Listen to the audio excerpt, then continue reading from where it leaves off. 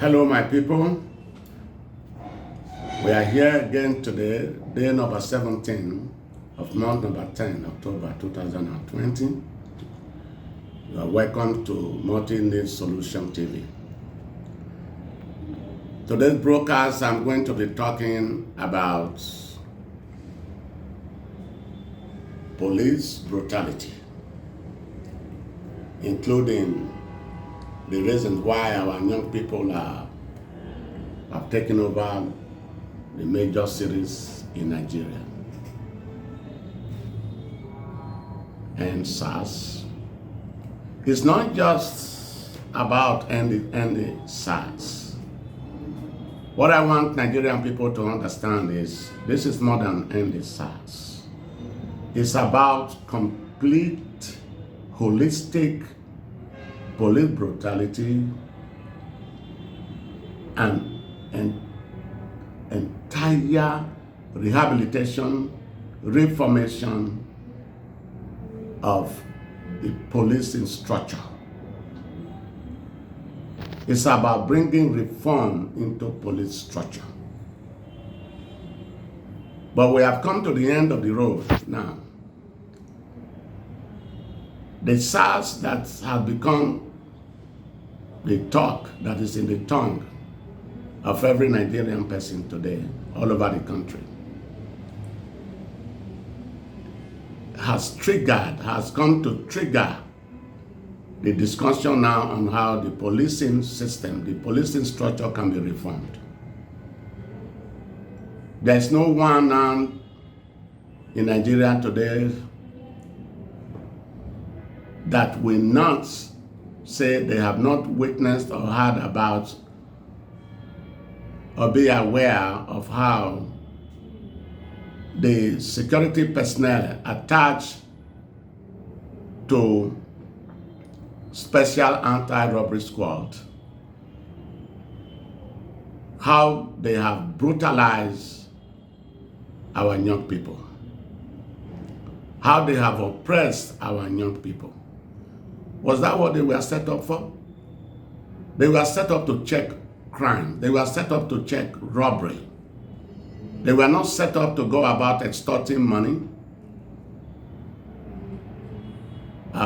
beating people, primarily our youths, boys and girls, when they see them operating good cars, riding good cars, when they see them with laptop, when they see them with iPhones, when they see them wearing dreadlock hairstyles, when they see them wearing expensive jackets.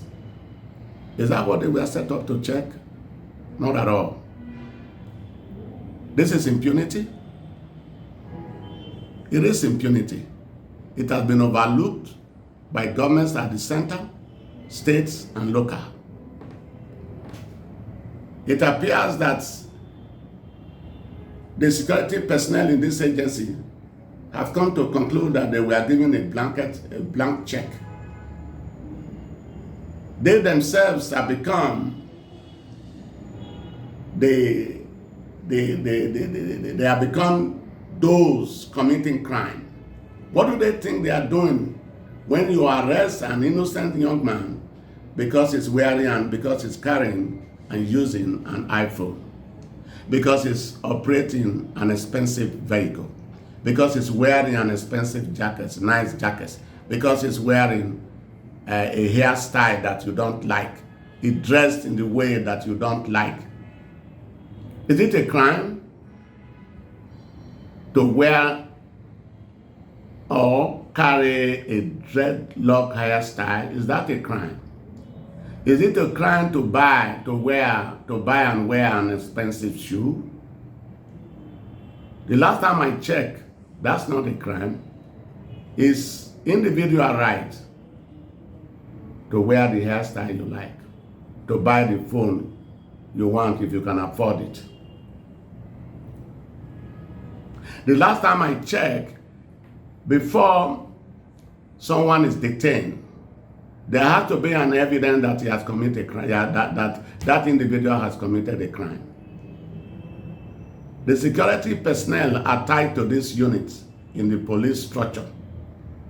They go about beating our youths. They go about detaining them. Some have even died in their custody. But I am one of those people that is giving full support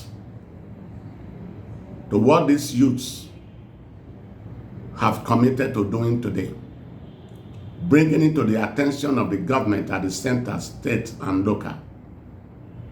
That it's time that we put an end to the criminal activities of SARS. One of the things that we must remember is that the federal government, the Inspector General of Police, who is the voice of the federal government, who speak on behalf of the federal government, have banned SARS 4 times. This is the 4th time SARS has been banned. But when the thing has calmed down a little further time, they go back, SARS go back to the street again to continue their habit of extortion, to continue their criminal act, to continue their criminal behavior. Most of these officers committing these crimes have not been prosecuted. Most of them have not been punished for the crimes they have committed.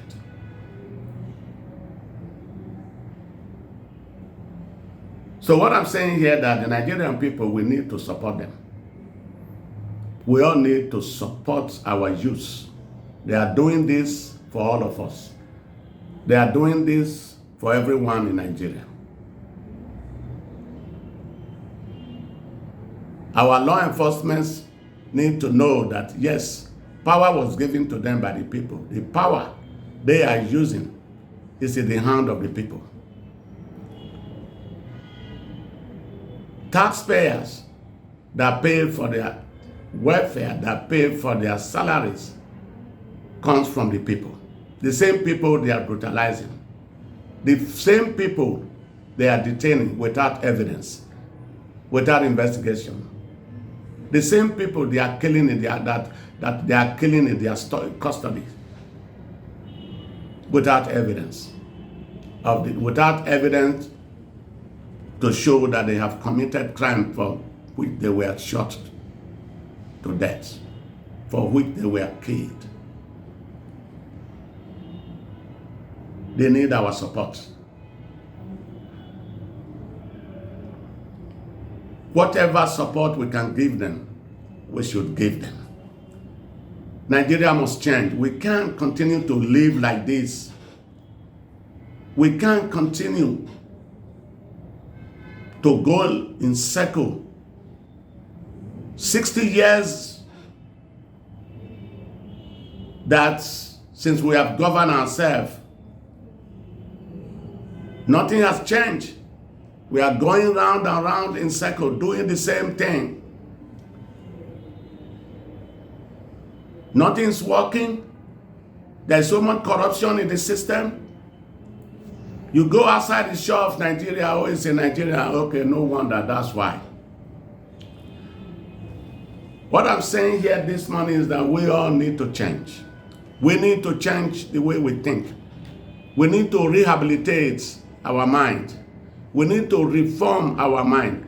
We need to reconstruct. We need to regenerate our mind on the people's part.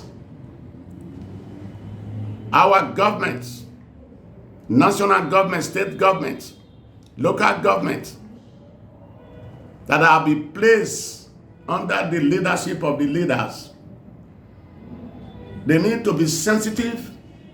They need to listen to what the people are saying. They need to make amends. There's so much hardship in this country. People are suffering. People are hungry. People are thirsty. People are homeless. People are jobless. People are going to bed. Some nights without food, without what to drink. Some are homeless. Many are homeless. Many sleep under the bridges. Many sleep in the market. Many sleep by the roadside. Factories have left Nigeria because of lack of power. And the government tells you that so many trillions have been pumped into power generation by all the previous government, before this government, by this government as well. The more and more money they pump into the power sector, the more and more blackout. There are so many villages, so many communities, so many cities that have not seen electricity since our independence. What is going on? What is going on here? There needs to be a change. There should be a change. There must be a change. Power is in the hands of the people. We are the one that will bring that change. The government have to listen to what we are saying to them, to what we are asking them to do. We have no roads. We have no road network. Farmers will farm, they have no road to convey their produce to the market center.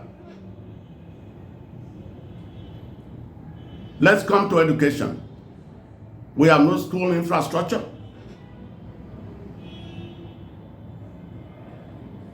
Primary schools, you visit primary schools in some parts of this country, especially in the remote area, at the grassroots level, no toilet facilities. Some have no desk, no chairs, no tables, no toilets, no water, no light, no roof. But yet, every time you put on your television, there's a policy statement. We will do this. We will. We need to go beyond we will. We need to walk the talk.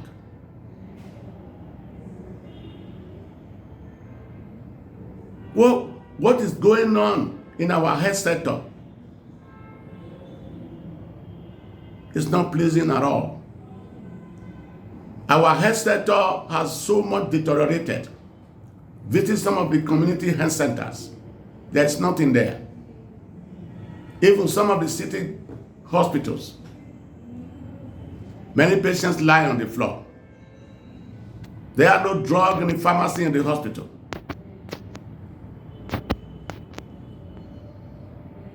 But most of the time you see our doctors going on strike. Everybody have to give something.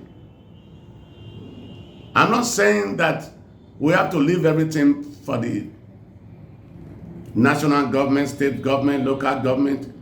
Those that this country has given to, they need to give back. And I know that some have done quite a bit to give back, but we still need to do more. We still need to give back to our communities. We still need to give back to education.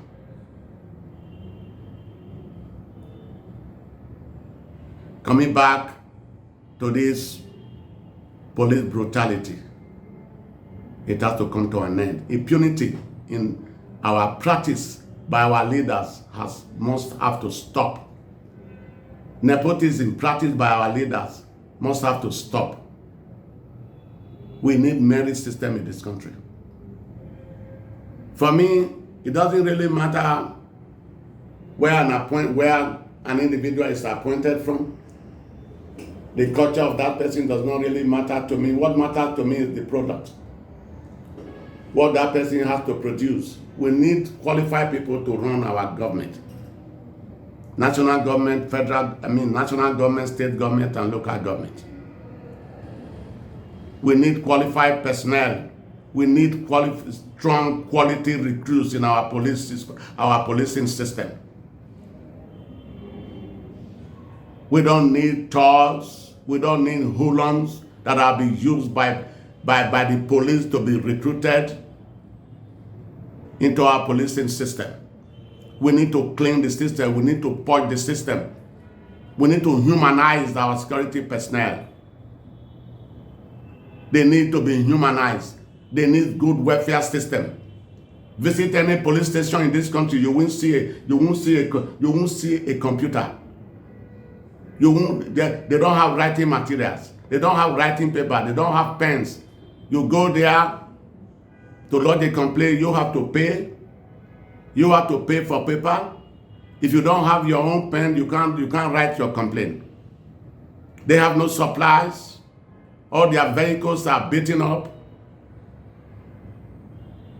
Some of their vehicles, they tie the door with chains, with ropes. It's insulting. It's disgraceful. It's embarrassing. A country that go about saying that we are the giant of Africa, largest economy in Africa. When we travel outside this country, what we are greeted with is disgrace, it's embarrassment. All because that we do not have a very well-defined structure in our governance.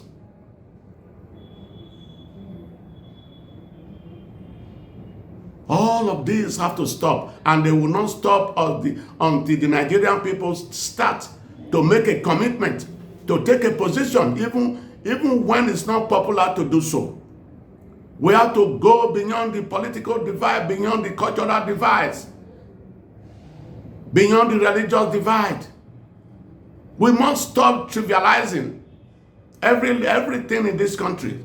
If we have to progress, if we have to develop, we must stop bringing religion, bringing culture, bringing tradition into what we need to do in this country to move forward, to progress, to prosper.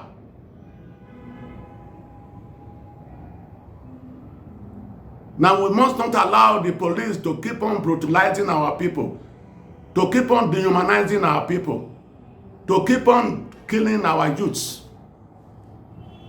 Now, when this generation all die, who is going to run this country? The Chinese, the Vietnamese, the Cambodians, the Malaysians? Are we going to transfer this country? Are we going to transfer our sovereignty to the Chinese? Singapore had their nation. A new nation was built in Singapore 65 years, 1965. See where they are today. We need to stop to be a begging nation. Now we are looking up to Singapore. What about South Korea? We started this race to development together. Brazil, we are still lagging behind because of nepotism, because of impunity, because of corruption, because we focus our mind.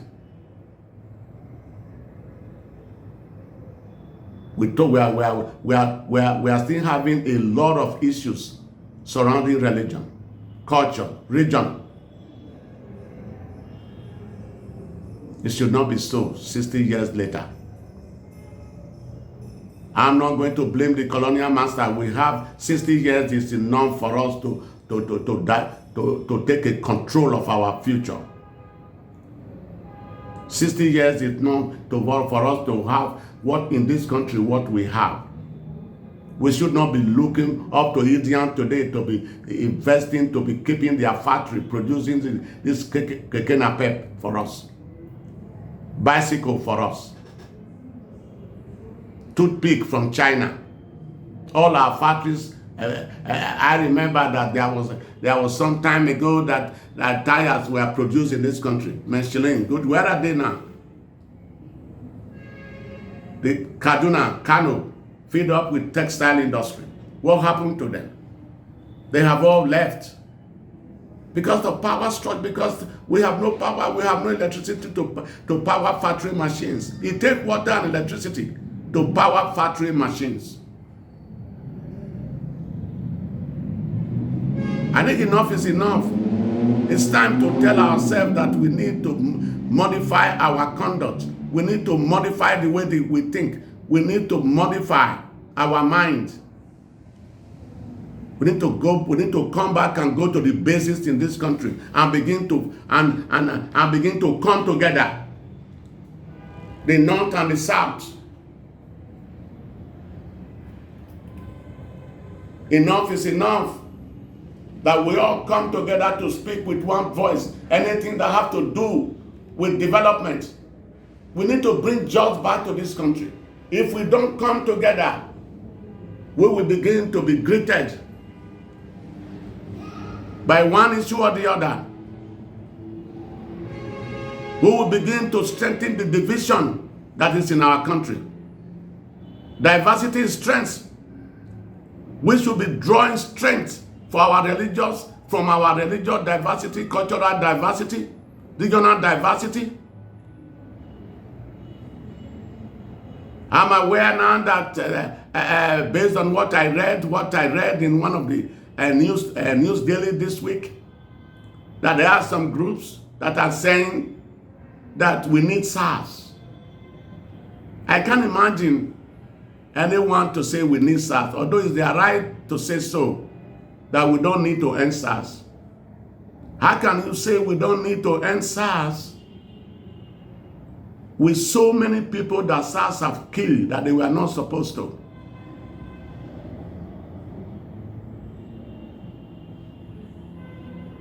We need to put an end to police brutality. Yes, if we have to have SARS, the whole process, the whole structure, the whole act have to be looked at, have to be revisited. We can't just allow these guys to go back to the street with the gun they carry to keep killing our youth. The youths are the ones that are going to carry on the governance of this country when our present leaders are no more. You and I know that no one can live forever. We need to have a country that is secure, that is safe to our youth. So we need to encourage our youth. We need to give hope to our youth. We need to leave them with something. We need to leave them with a structure they can build on. We need to encourage them. We need to let them know that they are part of this country. This is their country. They don't have any other country but Nigeria to go. Nigeria belongs to them. Nigeria belongs to you. Nigeria belongs to me. Nigeria belongs to all of us. And we must all work together. We need to support our youth for the cause they have chosen to change. Now, this week, a few days ago, even as early as yesterday, talks went to Benin. A student from the University of Benin died, as I read in the newspaper. I did not travel to Edo State, but this is what I read. It's what trended yesterday. Dogs went to attack these protesters in Benin. Dogs attacked these protesters in Abuja. Dogs went to Lagos to attack these protesters. In fact, the thugs that went to attack protesters in Lagos, they went there with gun. Benin, they went there with gun. Abuja, they went there with sticks and machete. What's the meaning of that? Who sponsored them? In fact, the security that went to attack the protesters in Lagos, they went, as I read in the newspaper, they went in the government-controlled buses. So it was well planned. Somebody planned them. It took money for that planning. It took resources to make that plan. Who paid for the transport? Who paid for their transport? Who paid the bus company to haul those those thugs to do this, to carry out this attack? I would have thought by now the government would have come out to say we have made arrest. We have arrested the thugs that went to attack these protesters in Abuja, in Lagos, and Benin. How long is it going to take? The Nigerian people demand to know who sponsored these thugs, who armed them with these guns, who armed them with this machete. These youths are fighting for them. They are not fighting only for themselves. They are not the only one that have taken a beating, they are not the only one that have taken humiliation from SARS. They are not the only one. Just a couple of days ago, my driver was arrested by police. They wanted to brutalize him. I was sitting at the back of my car. He was alleged to have been the red light, to have run through the driven through the red light, but it was not true. They thought that because he was a young boy, they thought they could just arrest him because they said, open your car, let us go into the car. Is it their car? I have to come in and stop them. But initially they did not know I was at the back, that the owner of the car was at the back, that his boss was at the back of the car. I told them this is not their car. They cannot enter my car. If they want to arrest the boy, they should arrest him, but they should use their own vehicle or take a drop and follow me. Or be in the front, we will follow them. Then I will answer the case. The moment I introduce myself, they say, oh, carry Oga, take Oga home. But these are the kind of things that need to be stopped. It's harassment, intimidation. We should be free to use our roads. We should have right to use our roads. There is still brutality in the police, in the policing arrangement of the Nigerian state. The federal government should be very serious right now with this reform. Police are still engaged in harassing and intimidating and brutalizing the Nigerian citizens. Nigerian citizens are still not having freedom to use the roads that was meant for them to use. There need to be an effective monitoring system for check and balances. Offenders should be immediately punished to send a message. Unless this is done, we are not going to see a change in the mind of those personnel in the policing of the Nigerian state. I am going to conclude this discussion the way I started it, that we should give support to our youths, that we should give support, physical support, psychological support, emotional support. If there's anything you can give, a bag of water, a loaf of bread, because there are so many people there that have shut their shops down. There are so many people there that have closed their businesses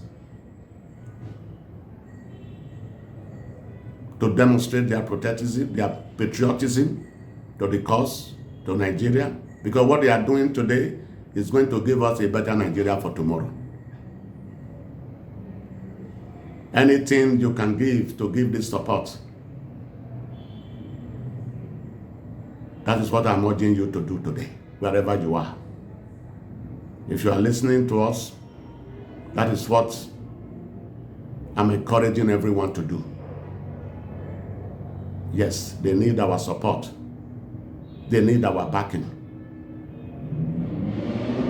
They need us to be with them. They cannot do this alone. We need to speak with one voice. We need to come together. We need to tap strength from our diversity. If you are listening to this broadcast, please, your suggestions, your comments are welcome. Thank you.